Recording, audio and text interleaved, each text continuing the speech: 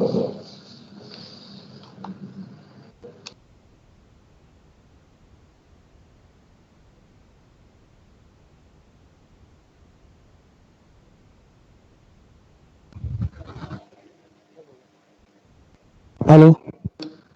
हाँ, मैं वरुण बात कर रहा हूँ डॉक्टर वीरेंद्र सर के ऑफिस से। आवाज यहाँ से क्लियर है क्या? सर काफी धीरे आ रही है आपकी आवाज।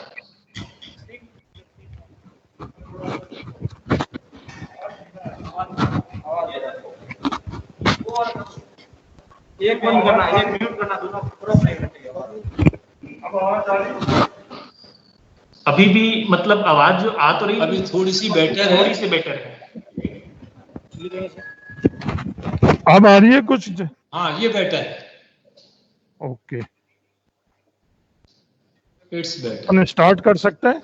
हाँ बिल्कुल, चालू कीजिए साहब।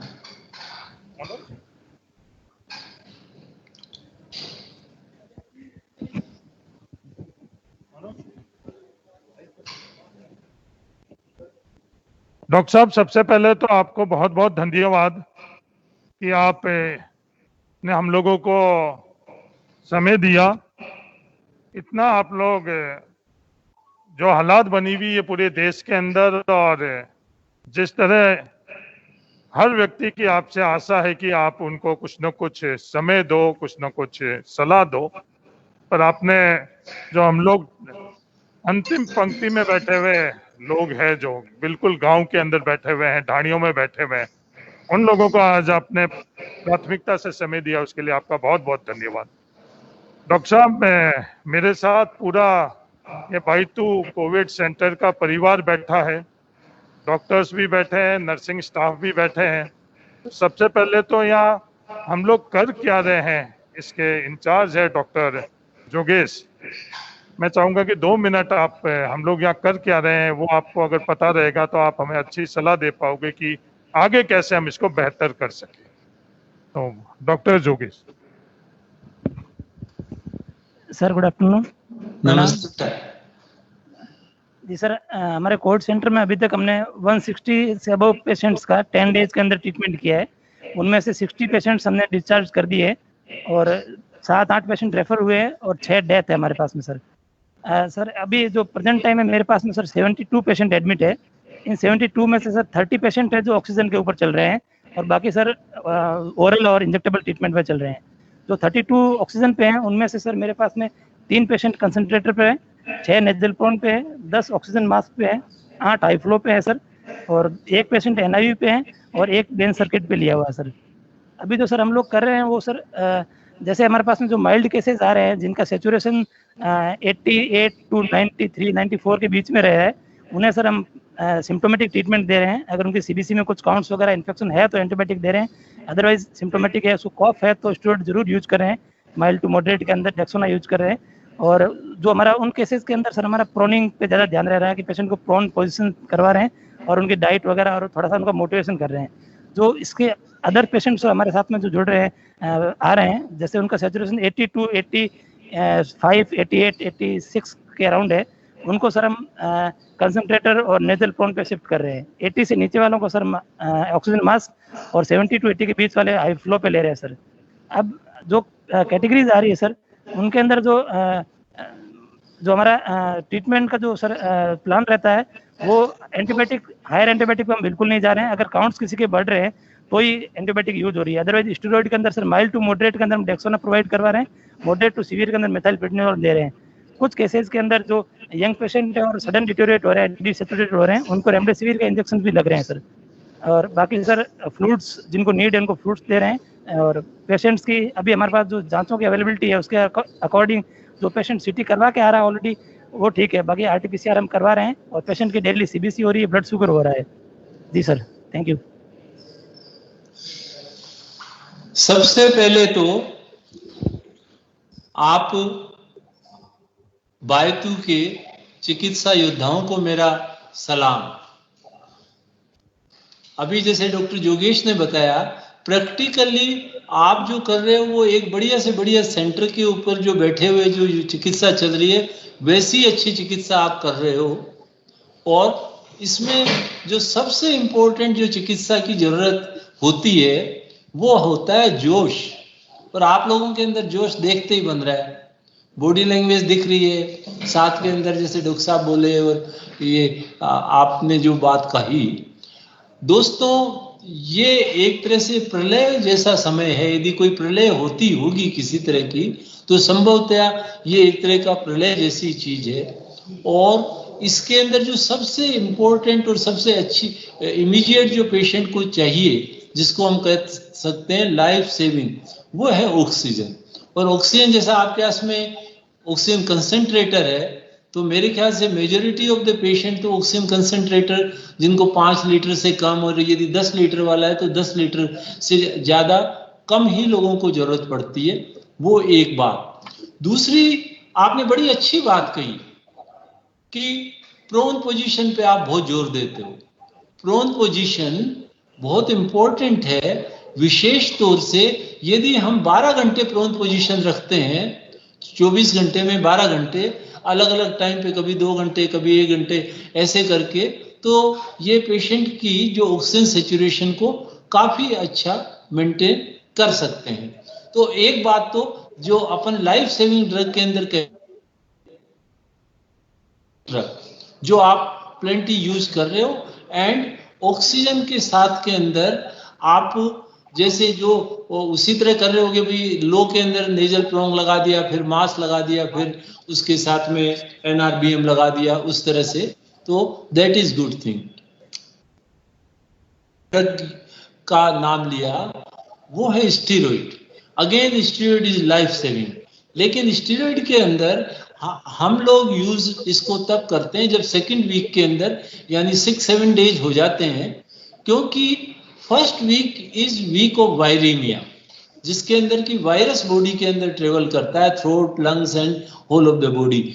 Week second onward are week of coagulation and inflammatory complications. So inflammatory complications usually अपन चेक कर लेते हैं स्टीरॉइड से, और कोएगुलेशन कॉम्प्लिकेशन चेक कर लेते हैं एनोक्सेपेरिन या अपन जो एपिवैक्सिन एंड ये जो ओरल अपन देते हैं, इन चीजों से। तो प्रोबेबली आप भी यूज कर रहे होंगे। लेकिन इसके साथ में डॉक्टर योगेश एंड टीम जो बहुत महत्वपूर्ण है, वो पेशेंट को ये बताना जरूरी है कि भाई इस क्लोटिंग को रोकने की दवा से साइड इफेक्ट का बड़े माइन्यूटली ऑब्जर्व कीजिए। एंड क्या है माइन्यूटली? भाई आपके नक्सीर आ जाए, या खांसी में या बलगम के अंदर ब्लड आ जाए, या यूरिन लाल आए या टट्टी काली आए, तो आप तुरंत हमें बताएं। ये चीज आप उस पेशेंट को जरूर एम्फेसाइज करें, स्पेशली जैसे पैरामेडिकल स्टाफ और ये जो चीज है उसके अंदर। और तो ये anti clotting and steroid and oxygen, these 3 our life saving. अब आता है कि रेमडेसिविर आपके अवेलेबल है? है डॉक्टर साहब, है। अच्छा, इतनी बड़ी मात्रा में नहीं है, पर है, एक मॉडरेट अवेलेबिलिटी है। लिए रेमडेसिविर देने से पहले एक क्वेश्चन अवश्य पूछ लें उससे कि भाई आपका पहला सिम्टम कब हुआ था। बल्कि हिस्ट्री के अंदर जो सबसे इंपॉर्टेंट मैं कहूंगा, एम्फेसाइज करूंगा कि भाई आपका कौन से दिन पहला लक्षण हुआ। अक्सर क्या है कि 90% लोगों को जब फर्स्ट डे कोविड आता है तब उनको पता नहीं होता है, आभास भी नहीं होता कोविड आ चुका है, क्योंकि ये भारी बीमारी बहुत धीरे से बॉडी के अंदर सिम्टम लाती है। तो इसके अंदर ये हल्का सा जुकाम, हल्का सा गला खराब, थोड़ा बुखार, थोड़ा बॉडी के अंदर टूटन, उस सिम्टम को आप उसकी डेट पकड़िए, और उससे यदि 1 वीक हो गया तो आप रेमडेसिविर दे सकते हैं, यदि उसके थोड़ी सी प्रॉब्लम ज्यादा है तो। और यदि उसके 10 डेज से ज्यादा हो गए तो फिर रेमडेसिविर नहीं दें उसको। पोलाइटली हम यहाँ पर यही कह रहे हैं कि भाई जिसके 10 डेज हो गए भाई इसके रेमडेसिविर कोई फायदा नहीं करेगा, इसलिए आप इसके पीछे आप इसके प्रति वो नहीं करें, क्योंकि अक्सर आग्रह होता है, और आग्रह बढ़ जाता है जब कोई चीज की स्केर्सिटी होती है, उसके प्रति आकर्षण बढ़ता था कि अरे साहब ये दवा मिल जाती तो बिल्कुल ही ठीक हो जाते। एक काम आप कर सकते हैं, जिन लोगों को खांसी आती है और स्टीरॉइड फर्स्ट वीक में दे नहीं पाते क्योंकि कई बार इसके एडवर्स इफेक्ट होते हैं, वहां इनहेल्ड स्टीरॉइड यूज कर लीजिए। बुडेसिनाइड जो आता है रोटाकेप के अंदर, या नेबुलाइजर अपन इस बीमारी में यूज इसलिए नहीं कर रहे हैं क्योंकि इससे थोड़ा स्प्रेड होता है, तो इसलिए अपना लक्ष्य ये भी तो कि हमारे कर्मचारी भी बचें, हम भी बचें, तो इसके साथ के अंदर तो आप रोटाकेप दे सकते हैं या एमडीआई विद स्पेसर दे सकते हैं, बुडेसिनाइड, तो ये एक अच्छा इफेक्ट आता है इसके अंदर। बाकी एक देखिए, इस समय दो जगह युद्ध लड़ने की आवश्यकता है। एक युद्ध आप और हम मिलकर लड़ रहे हैं बीमारी से अस्पतालों के अंदर, लेकिन ये युद्ध है स्टॉप डेथ के लिए। बट स्टॉप डेथ के लिए युद्ध तब तक ही इफेक्टिवली लड़ा जा सकता है जब तक कि पेशेंट का नंबर लिमिटेड हो। यदि अनलिमिटेड हो गया तो दिक्कत आती है। तो दूसरा आवश्यकता है दूसरे फ्रंट पे युद्ध लड़ने की, और वो है स्टॉप डिजीज के लिए। तो स्टॉप डिजीज के लिए विशेष तौर से जैसे बायतू एंड ऐसे एरिया के अंदर और भी ज्यादा जरूरी है, उसमें एक कंसेप्ट आप लाइए। कंसेप्ट ये लाइए कि भाई अपने 3 वस्त्र धारण करें। हम अक्सर 2 वस्त्र धारण करते हैं, नीचे का पैंट और ऊपर की शर्ट, लेकिन हम तीसरा वस्त्र मास्क के रूप में यूज करें। और जैसे हम पैंट और शर्ट पहन के घर से निकलते हैं, उसको अपन उतारते हैं, सरकाते थोड़ी है घर से बाहर, वैसे ही हम यदि इसको करें कि भाई हम मास्क भी लेके जाएंगे और प्रॉपर्ली लगा के रहेंगे। And I am very happy, आप लोगों ने इतने शानदार तरीके से और बहुत अच्छे तरीके से फिटिंग के मास्क लगा रखे हैं। तो ये तो एक बात हुई जो हर पेशेंट को कहनी चाहिए। और दूसरी, टोकना चाहिए। टोकना ये जरूरी है कि कोई यदि नहीं लगा रखा तो अपने खुद की रक्षा के लिए उसको टोकें, क्योंकि उसने नहीं लगा रखा, वो खांसेगा या वो बोलेगा तो उसके वायरस आ जाएंगे। एक इसके साथ स्टॉप डिजीज युद्ध में एक दूसरी चीज और है। होता क्या है कि ये बीमारी बहुत धीरे से आती है, तो आवाज नहीं होती, आहट नहीं होती। तो उसमें अपन पेशेंट्स के अटेंडेंट्स को ये समझाएं, भाई संकल्प ले लीजिए कि घर में कोई बीमार नहीं हो, और यदि बीमार हो तो कोई दूसरा बीमार नहीं हो। होता क्या है, परिवार बीमार हो क्या रहे, वो मोस्ट अनफॉर्चुनेट चीज है। वो इसलिए हो रहे हैं कि वो गलती कर बैठे। हालांकि आते हैं तो बड़े गर्व से कहते हैं, देखो साहब हम तो एक दूसरे के लिए बने, हम दोनों ही बीमार हो गए, साथ ही एक बीमारी में भी साथ दिया। लेकिन ये अच्छी बात नहीं है। इसके अंदर हम ये करें कि भाई जैसे ही कोई बीमार होता है, जैसे ही फर्स्ट लक्षण आता है, तो आप एक पहले से ही सोच के रखें, ये आइसोलेशन का कमरा है मेरे मकान में और इसके अंदर ये रहेगा। आइसोलेशन का नहीं है तो क्या करें, भाई आप एक पर्दा टांग दें और एक कमरे के कोने के अंदर और उधर की तरफ वो रहे। दूसरी बात, मिलना जुलना बिल्कुल बंद कर दीजिए। उसके अंदर कोई मिलने भी आया घरों में तो उसके साथ में उससे घर से बाहर मिलिए, क्योंकि बाहर इन्फेक्शन बहुत कम ट्रेवल करता है। क्लोज स्पेस जैसे पुरानी हवेलियों के कमरे या जिनमें कोई वेंटिलेशन नहीं है, वहां यदि 5 आदमी बैठ गए तो पक्का मानिए 1 घंटे बाद 5 में इन्फेक्शन हो जाएगा। तो बाहर मिले, जो भी मीटिंग या मिलने की बात है वो बाहर मिले। तो आपका एवरी चिकित्सा कर्मी का आज 2 काम है। पहला काम जो बीमार पेशेंट है उसका इलाज, और दूसरा काम एजुकेशन टू द मासेज। जो भी संपर्क में आए आप बोलिए उनको, क्योंकि आपका ज्ञान उनको बचा सकता है बीमार होने से और मृत्यु से। तो यही कुछ बातें थी जो मैं शेयर करूंगा। आपका कोई प्रश्न हो तो I will be happy to answer. Doctor साहब, ये जो इनिशियल स्टेज पर सर्दी जुकाम खांसी, उन्हीं लोगों के अंदर से आगे जाकर और हमको ये कोविड पॉजिटिव मिलते हैं, उन्हीं लोगों के अंदर से सीरियस मिलते हैं। तो आपकी क्या सलाह है, अगर किसी को सर्दी जुकाम खांसी बुखार हुई, उस वक्त हम ये प्रेडिक्ट कर कि इसको कोविड हो सकता है, तो वो क्या करें? बहुत अच्छा सवाल पूछा। क्या है कि कोविड का टिपिकल पैटर्न ये कि डे 1 फीवर, डे 2 जुकाम और गले के अंदर खरांश, डे 3 वो ठीक हो जाता है चौथे 5वें दिन तक ठीक रहता है, छठे 7वें दिन फिर डंक मारता है कोरोना और वो ज्यादा सीरियस होकर बीमार हो जाता है। ये तीसरे दिन से लेकर छठे दिन के पीरियड को I usually call it honeymoon period. और वो पेशेंट के मन में आता है अरे यही कोरोना था क्या, जीत लिया हमने तो, क्या बात करते हो। लेकिन वो ही आत्मविश्वास जो है वो धोखा देता है ऐसे केसेज में। इसलिए पहले जैसे ही सिम्टम हो तुरंत आरटीपीसीआर टेस्ट कराओ। जैसे मुझे ख्याल है कि शायद आपके बैतूल में ये टेस्ट इजीली अवेलेबल है या नहीं?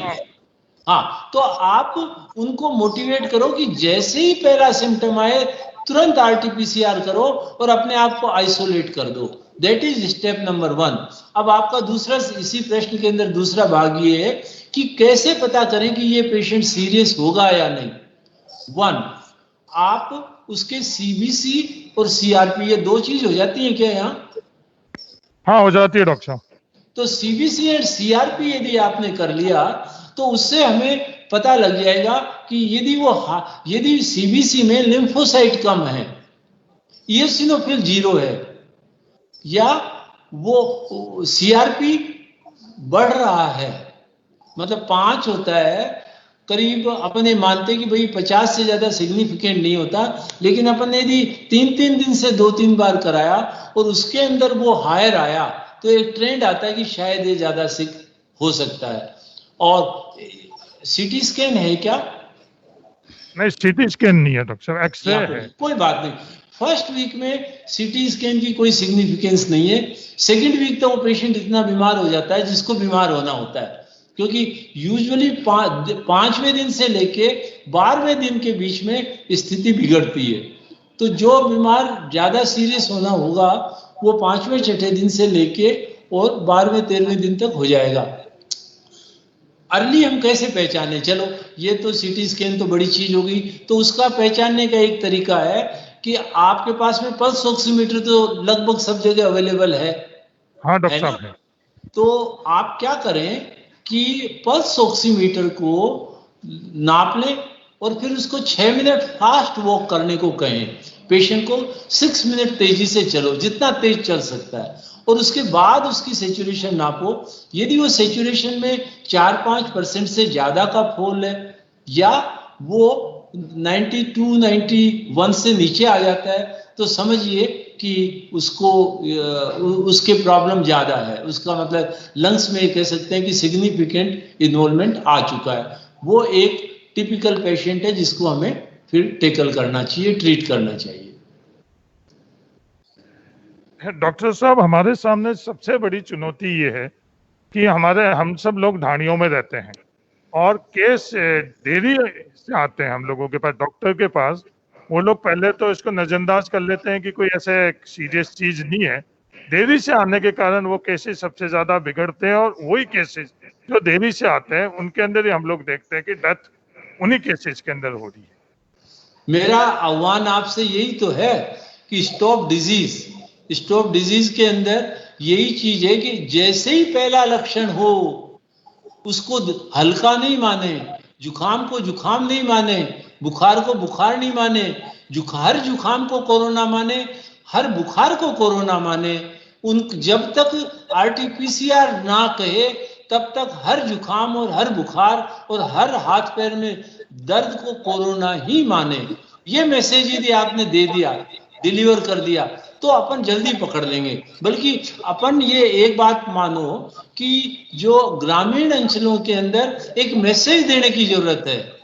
मैसेज जरा सा ढंग से आपने दे दिया तो आजकल क्या व्हाट्सएप पे नौजवान चाहे ढाणी में रहे वो भी जुड़े हुए हैं, तो वो हम मैसेज अच्छा दे देंगे तो निश्चित तौर से, या आप तो यही नारा दे दो कि हर जुकाम और हर बुखार कोरोना है, तो वो अपने आप वो जल्दी आ जाएंगे और अपन उनका जीवन बचा सकेंगे। अच्छा, अभी कितने केसेज आ रहे हैं ढाणियों से? सर अभी हमारे पास में यहाँ 400 से अबव बैतूल के अंदर एक्टिव केसेज है। अच्छा, तो और वो बिल्कुल प्योर जैसे उस एरिया से आ रहे हैं जहाँ की वो बिल्कुल ढाणी या गांव ग्रामीण का अंचल है, वहीं से आ रहे हैं ना? जी जी, मैक्सिमम सर वहीं से आ रहे हैं। हाँ सर, मेरा एक क्वेश्चन था।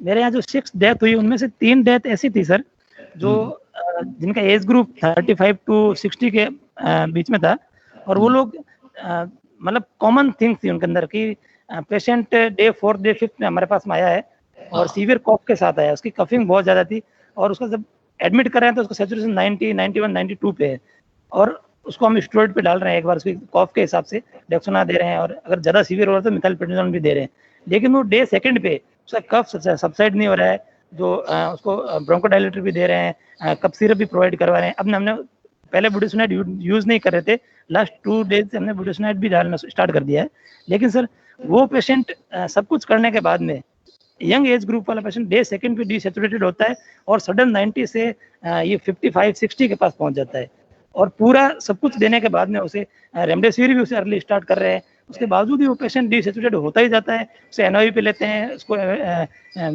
बेन सर्किट पे लेते हैं, लेकिन डे 3rd डे 4th में उसकी डेथ हो रही है। पैटर्न सेम हो रहा है उन 3 पेशेंट के अंदर, एक लेडी थी, एक यंग पेशेंट था और एक मेरे पास अभी एडमिट है, वो भी उसी टाइप में जा रहा है। तो सर मेरा चाह रहा था कि ऐसे पेशेंट के अंदर हम क्या कर सकते हैं सर?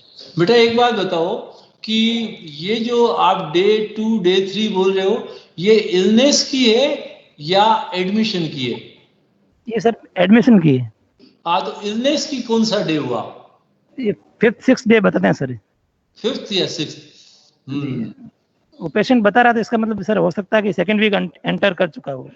हाँ, प्रोबेबली थोड़ा सा इस प्रश्न के ऊपर उससे अपन 2-1 क्रॉस क्वेश्चन करके जरूर पूछ लें भाई।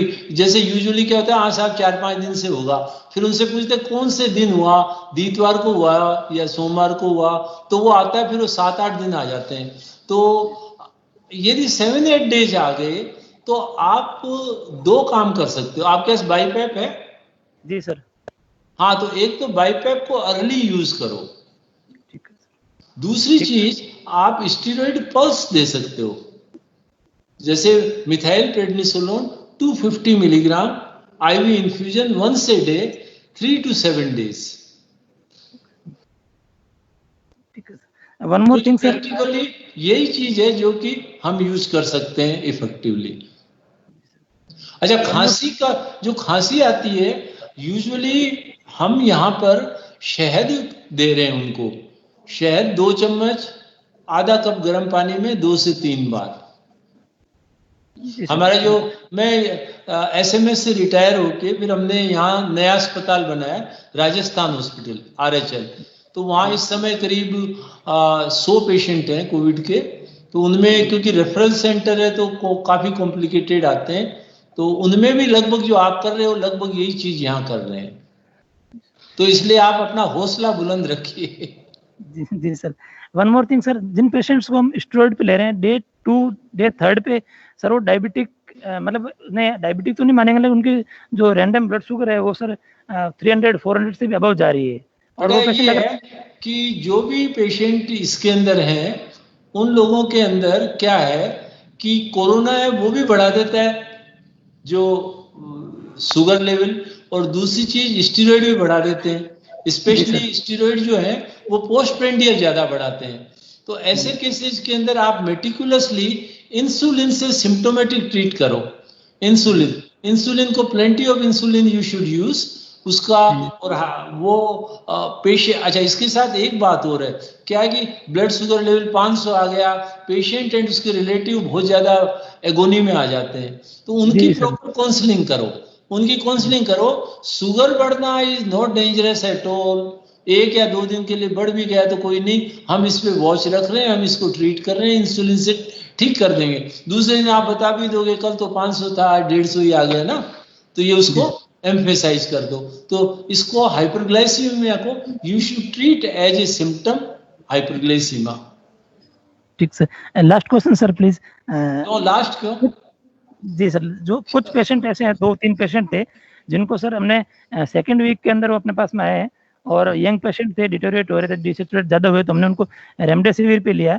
पर मैंने उनमें नोट किया कि सर जिनका बोलस डोज लगा रेमडेसिविर का और उसे रिएक्ट कर रहा है, मतलब उसकी रिएक्शन से उसे एक बार शिवरिंग होती है, फीवर आता है तेज, और वो next day even 4 to 6 hours के अंदर वो बहुत ज्यादा डिसैचुरेट होके और उसकी मोर्टेलिटी की तरफ जा रहा है सर। तो रेमडेसिविर बेटा आई डोंट थिंक सो ये रेमडेसिविर रिलेटेड नहीं होके तो आप रेमडेसिविर यूज कर रहे हो, जो पेशेंट ऑलरेडी एग्रेवेट हो गया।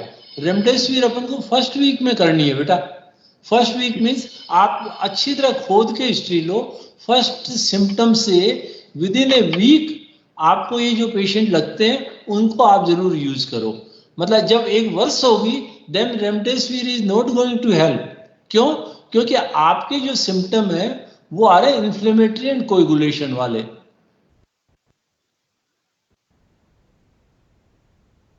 हेलो,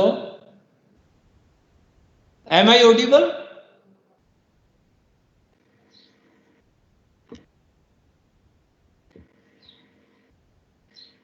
हेलो, कोई टेक्निकल प्रॉब्लम आ रही है सर?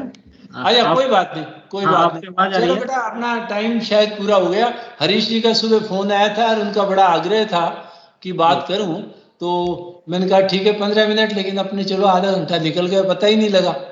आप लोगों से बड़ा अच्छा लगा, मजा आया। और कोई लास्ट क्वेश्चन, कोई मन में जिज्ञासा हो? हाँ ठीक है डॉक्टर साहब, बहुत बहुत धन्यवाद। आपने उन लोगों को समय दिया और आपकी गाइडेंस से पूरा राजस्थान, क्या राजस्थान के बाहर वाले भी आप जो सलाह देते हो उसको बहुत हम लोग गंभीरता से लेते हैं। और सब मिलकर और इस कोरोना इस फेज के अंदर अपन लोग जीतेंगे आपके गाइडेंस से। बहुत बहुत धन्यवाद साहब, और स्पेशली हरीश जी का बहुत बहुत धन्यवाद कि आपसे बात करने का मौका मुझे दिया। धन्यवाद, नमस्कार, जय हिंद।